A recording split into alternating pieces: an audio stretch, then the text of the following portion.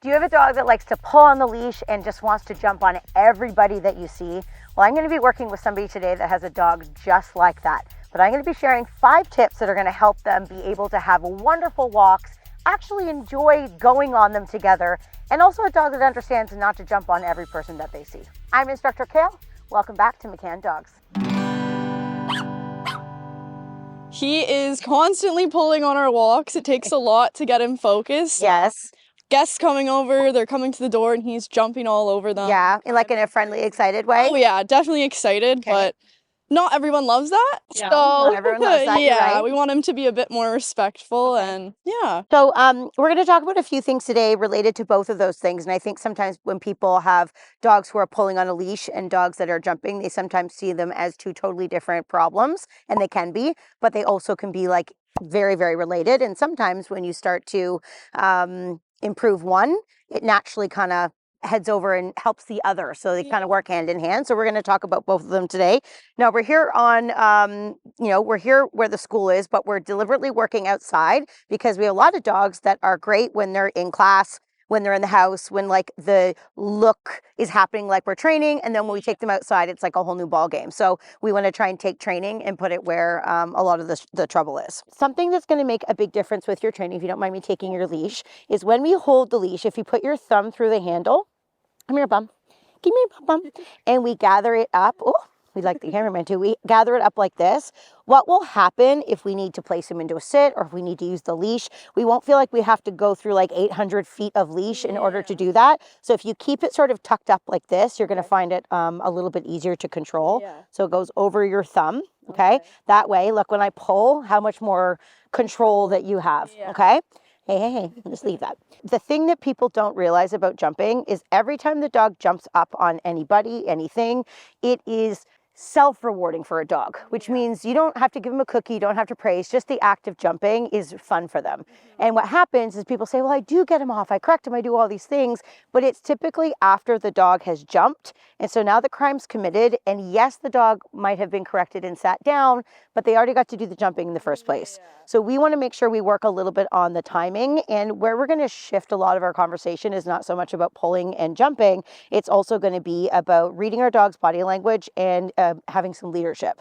So that's sort of where it starts. If you can sort of say, I bet Taz will probably jump in this situation, you're already going to be ahead of the game because you're going to be able to predict it. If like somebody flies open the door, somebody walks up out of the blue and you're not ready, timing's impacted. So the more we can set this up, the better. The other thing that we're going to talk about is the use of food. So initially we can use the food, so high value treats, to help keep him a little bit more focused. So we're just going to try an exercise again, where I want you just to start with him in a sit beside you. So just, you can even use the leash to help him, or if he has a command to get in at your side, you can utilize that as well. Good. Excellent. Good boy. Okay, so what we're going to start off with is not adding any type of motion. I'm just going to come and stand near you, and you're going to yes and reward him for holding that sit. Good boy. So what we're doing is we're placing the reward on sitting on a loose leash rather than being connected with me. And some people will say, well, of course the dog's going to do that. There's food there. But we have to get him doing it right before we start adding all kinds of other challenges. Before, what we're doing is sort of throwing it out into the universe and seeing what happens. Well, we know what's going to happen. He's going to pull and he's going to jump. So we need to be a bit more proactive. So let's go back to what we were doing. You're just going to go in at his side there for a second, pivot right beside him. Why I'm positioning you here is that you're now in a position where if he gets up, you can very easily get control. If he's out in front of you or if he's too far away, it's going to take you more than 1 second to adjust him. So that's why you're so close. So I'm going to come and stand a little closer, and you're going to yes and reward him. Yes. Good boy. Good. Okay, so if he gets up, you're going to place him right back into a sit again. Okay, 2 little points. The sit was good, but when you reward, you have your leash quite tight. And this is really good to talk about because if he feels that tension on the leash will earn rewards, it won't make him as mindful about when he feels it. So what we're going to do is when we place him back, your placement was actually really good, but I want you to put, so I'm going to place him, and then I'm going to put slack in the leash. Let it go. Now oops. So I'm going to place him, put slack in the leash. Now I'm going to reward. So he's holding the sit all on his own decision. We're not forcing him. Oops. Sit. Good. And then I'm going to put slack in the leash. Yeah. And then reward. So he goes, sitting by myself with no tension on the leash is what earns me a reward. Okay, go ahead and release him for a sec. Okay. You beat me to it there, you little turkey. So that's another thing. When I'm training the dog, I'm not going to make him sit there and do this for 10 years. Yeah. I'm going to do short little spurts where it's really easy for him to be right, and then I can break it off.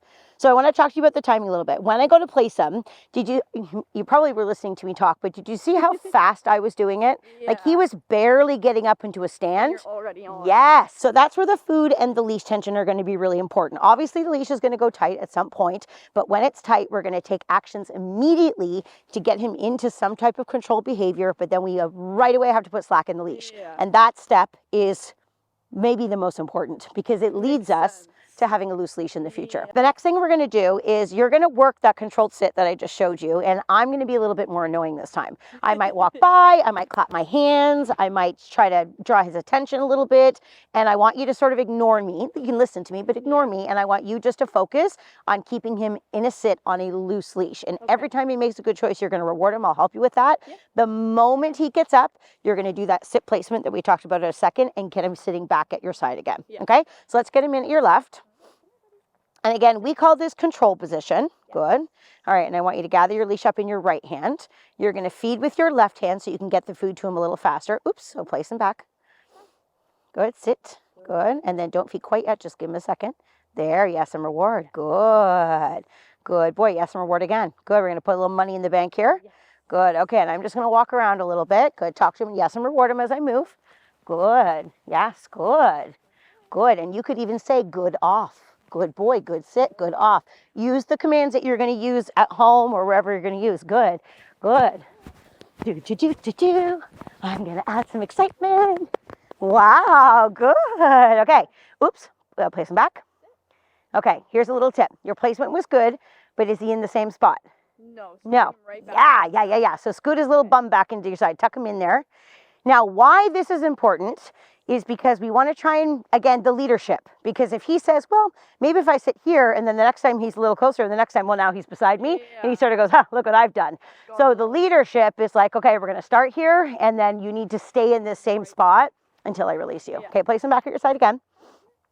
I want to get to the point where I can actually come in and say hello to him there. Good boy, you talk to him. Okay, now you're going to use your voice. Good, good, good. Wow, yes, and reward, good. Now, Nicole, you had excellent timing there because when my hands were on him, you were praising and you were feeding at the same time. So that was brilliant dog training. So I'm going to come in and reward him again. Yes. Good, hi, bud. Hello. Good, yes, and reward again. Good, excellent. Hi, yes, and reward again. Good.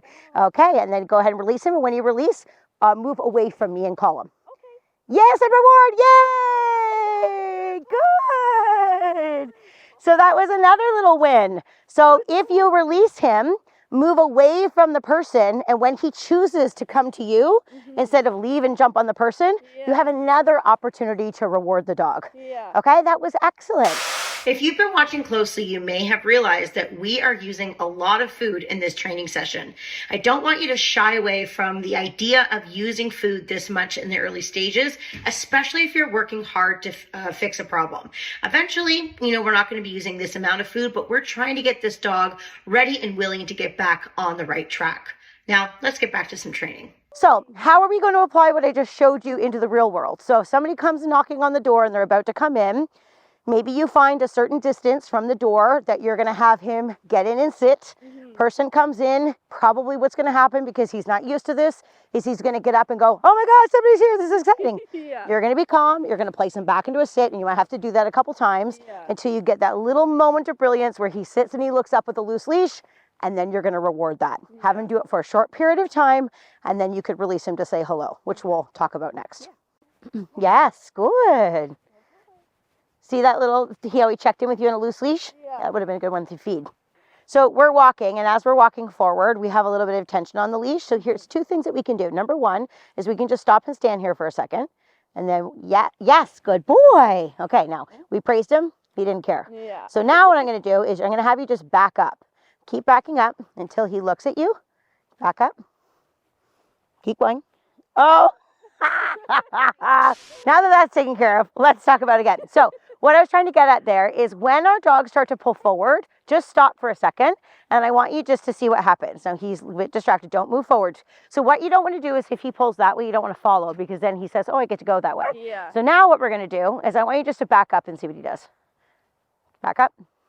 Good. Praise. Yes. Good. Now back up towards me. Good. Okay, stop for a second.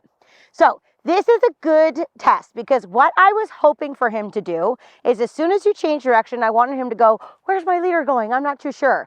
But he's moving with you, but he's not really connecting to you. So that's the piece that we have to add. Yeah. Because when you change direction, I want him to go, oh my gosh, where's Nicole going? I need to be aware. Yeah. So this is what we're going to do this time. When he goes to go pull, we're going to add a couple little pops on the leash. Hold on, you can go pull again. Okay, okay. So I'm going to pop, pop, pop, pop. Yay! There you go. And what that's going to do is going to get me a little bit more focused. Now, do you see how he starts to jump up when I do that? Yeah. When he does that, I'm going to tell him settle, sit. And I'm going to go right into that control position I did before. What he's missing here is follow through. What people don't realize is that it's not about these big, heavy corrections. Come here. It's about follow through. I'm not just going to let him go and do his own thing. I can correct him softly and I can fix him softly. The word correction's thrown around so much in dog training now. People think it's like this big heavy handed thing and it's not. It's just about me following through and saying, I've asked you to sit. I need you to sit until I release you. Hey, sit. But see how fast I react. Then he goes, oh, I'm getting good information. Sit. So I'm pushing him again here now. Good boy. Yay. Okay. Yay. But then I also can be a leader by then taking the pressure off and let him get up. Nicole and Taz are actually local, so they've been able to come and join me at our facility here today to do some training.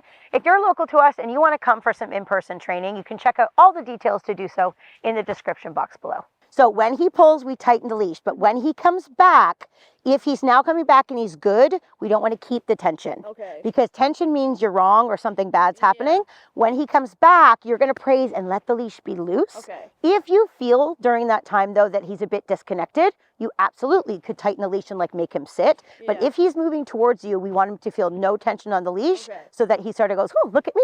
Mom's praising me. I'm moving towards her. Leash is loose. Okay. So we're going to release him. We're going to go forward a few steps. The moment you feel any tension, you're going to pop and release, pop and release. It's going to feel like this on his collar. Boop, boop, boop.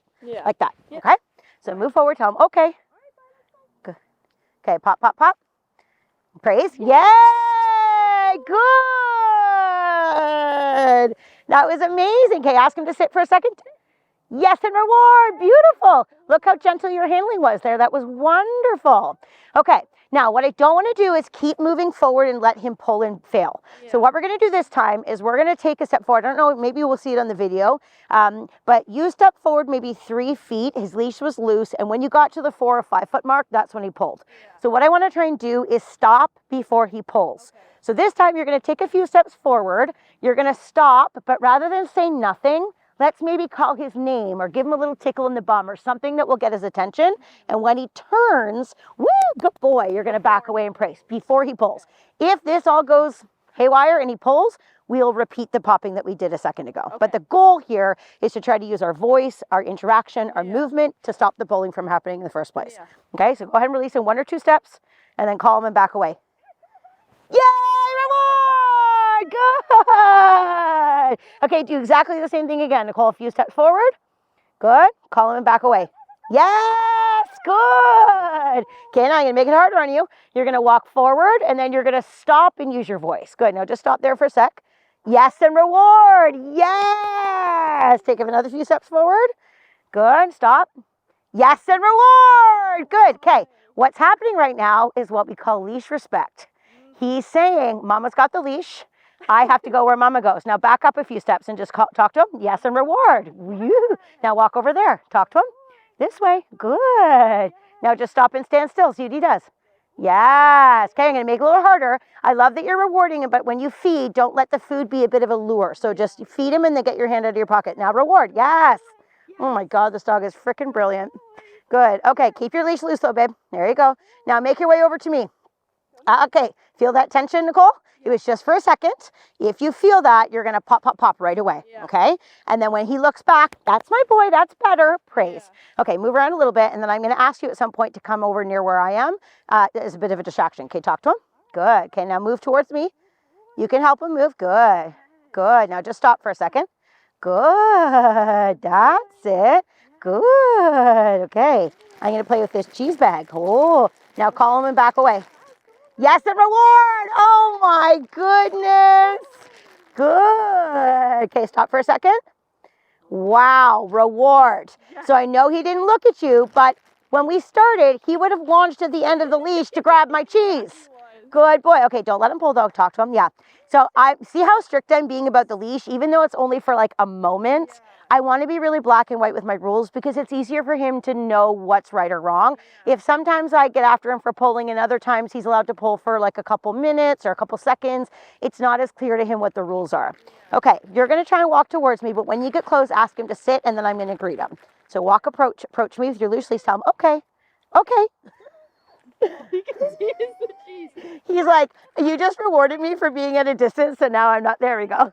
Good boy, come on, you're okay. Good, sit. Yes.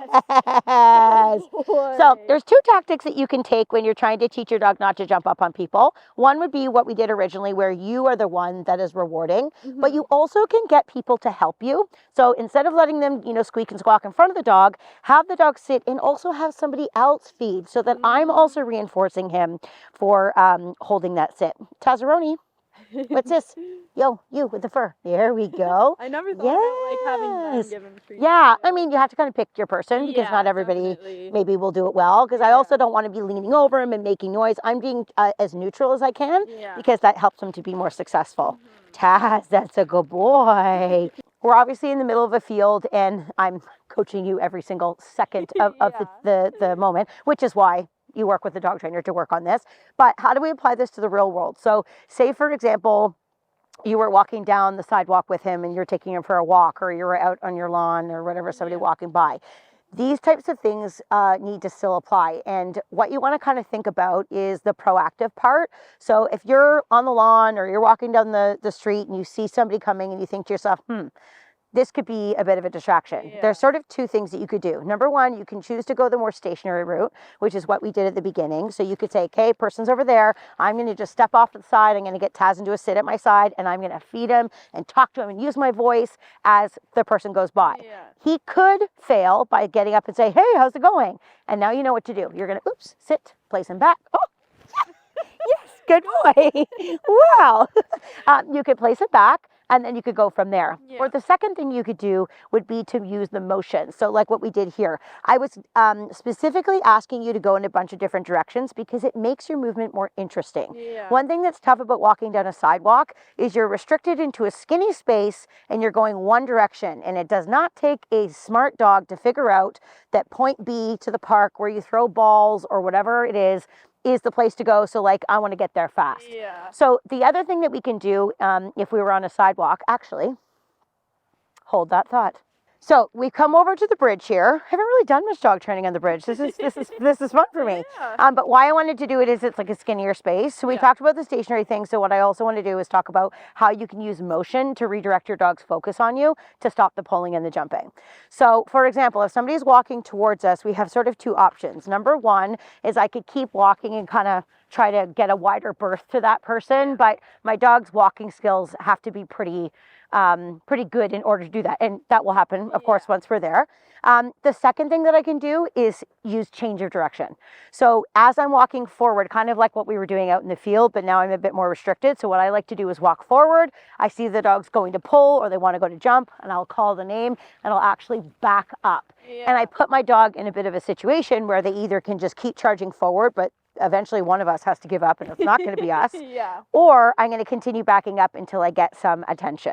The other thing you can do, so backing up, so you're backing up, dog's facing you, Or the other thing you can do if you want to keep the dog in a bit more controlled at your side is you can do like an about turn. So basically if the dog was at your left, you would turn 180 degrees and move the other direction. And what that kind of does is help you maintain position and more control. They're both good, so it's kind of good to know how to do both. So let's rehearse those right now so you kind of, and I can help you with the thing. Okay, let's deal with this. You with the fur.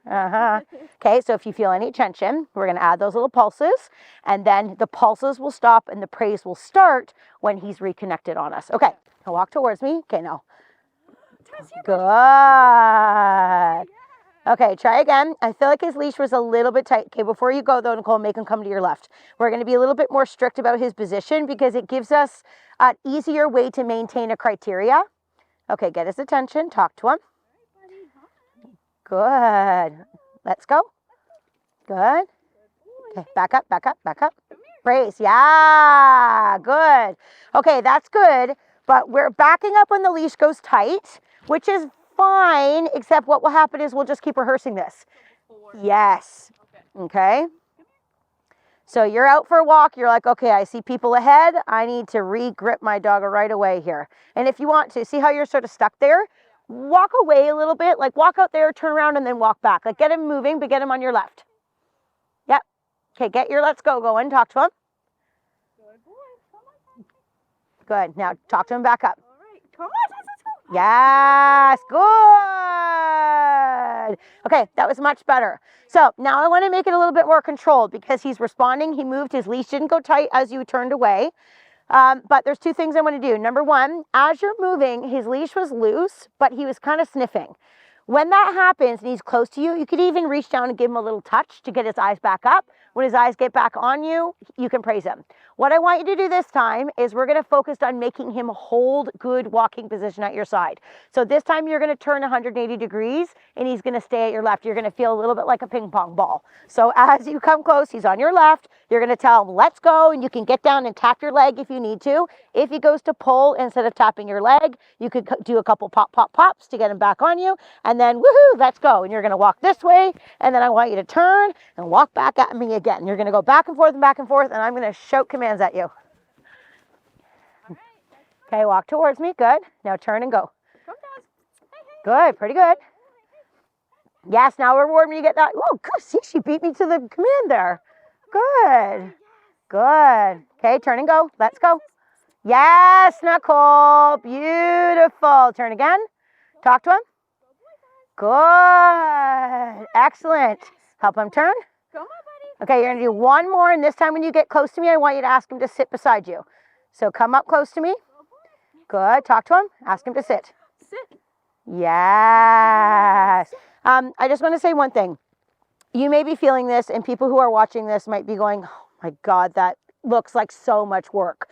We are in a training phase right now. Yeah. What you're doing right now is not how you're going to walk your dog for your whole life. That would be so annoying. You want to be able to walk, but right now he doesn't know what to do. So we need to help him to be right so that we're not having him rehearse just drag us everywhere, and we're not constantly telling him he's wrong.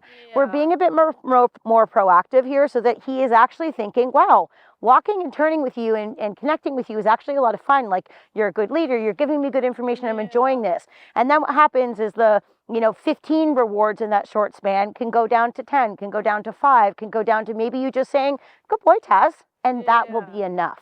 So I think it's important to say, because sometimes people think that this isn't realistic, but we don't just magically get dogs that walk perfectly on a leash around every distraction. That's not how life works.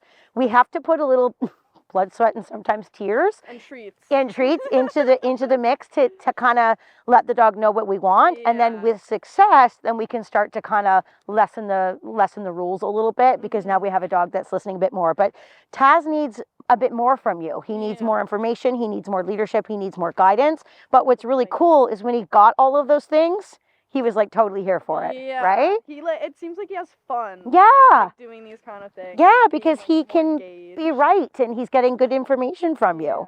That was amazing, my friend. Wow.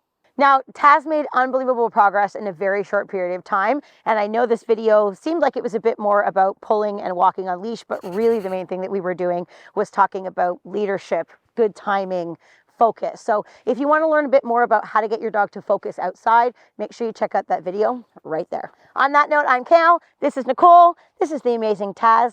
Happy training.